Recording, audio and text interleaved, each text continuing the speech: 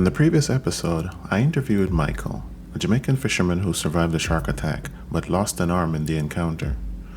After the episode appeared on YouTube, Michael sent me a video of a tiger shark that was caught in a fishing net in St. Elizabeth. This shark was caught in a relatively small net not far from shore. This is a problem, but we'll talk about that later. Right now, we're going to travel 460 miles to Jamaica's southwest. Our destination is the island of San Andres, the southernmost island in a chain that forms a department in Colombian territory known as the Department of San Andres, Providencia, and Santa Catalina. On the western side of San Andres, almost halfway up the coast, there's a small beach called La Piscinita, which in Spanish means the little pool. The western coast of San Andres is not like the eastern coast, however, which is filled with white sandy beaches. Rather, the western coast is mostly rugged coastline.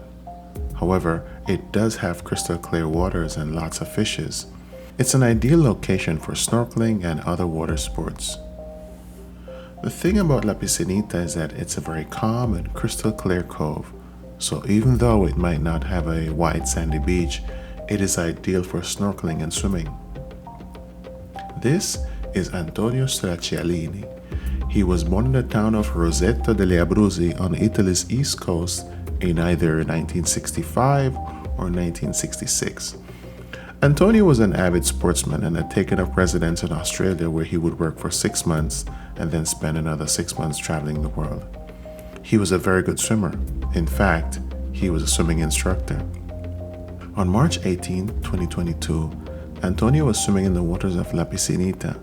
According to eyewitnesses, because he was such a good swimmer, Antonio had been going out far from shore and then swimming back in. On what appeared to have been his very last swim for the day, Antonio was heading back to the shore when he was bitten on the side of his right thigh by a tiger shark. After hearing his cries for help, a local, Mauricio Baldonado, swam out and helped bring Straccialini back to shore. Unfortunately, the bite was so massive that it removed a large portion of flesh and severed several veins and arteries. The massive blood loss that resulted triggered a hypovolemic shock, in spite of the efforts by bystanders to get him to hospital on time. This was the first reported fatal attack of a shark on a human in the history of the island, and those who knew Antonio said that he had a deep respect for nature and would never have gone swimming had he known that there were dangerous sharks in the area. Marco Passavanti, a compatriot and friend of Straccialini who lives and works in San Andres, says that for the past 30 years he has gone swimming in La Piscinita every Sunday, and the only shark he has ever seen is a nurse shark, a small shark that is usually docile and tends to flee from humans. This raises a very important question. Why would a tiger shark approach the relatively shallow and crystal clear waters of La Piscinita during the day when it is primarily a deep water nocturnal hunter? To answer that question, I reached out to Coralina, an acronym that when translated to English means Corporation for the Sustainable Development of the Archipelago of San Andres, Providencia, and Santa Catalina. Coralina is a government organization whose role is to ensure sustainable development of the natural resources among these islands, including but not limited to the marine ecology. I made my initial contact with Coralina in June of 2023 via their Facebook page, but I did not receive a response. So I called by phone and left several messages for the person who the receptionist says was the person who would be most qualified to answer my questions. This was the response. More than a month later, I am still waiting on a response.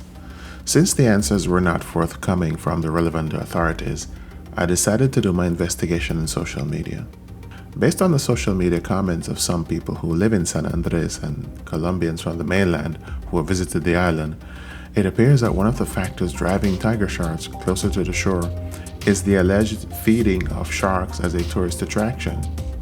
In a release posted on Coralina's website on March 30th, 2022, the organization condemned the practice by tourist boat operators and some restaurants of tossing scraps of food into the ocean for the sole purpose of feeding sharks as a form of entertainment. The condemnation came after videos began to surface on social media showing the practice. San Andres is a very popular tourist area for both Colombians and people from other countries. So it makes sense that the authorities would want news of the death of a tourist by a shark in their waters to fade from the headlines as soon as possible. Granting me an interview on the matter more than a year later would essentially be stirring the pot, and that would be bad for business. 3 days after the attack on Straccialini, a female tiger shark was found patrolling an area further down the coast from La Piscinita. Staff from Carolina, along with shark experts, were able to capture the tiger shark and relocate her to an area 10 miles west of where she was found. A satellite tag was also placed on her to track her movements. There are 2 reasons why this relocation of the shark might be effective. First, wild animals tend to have good memories, and the traumatic experience of being captured may encourage a shark to stay away from the island and from humans.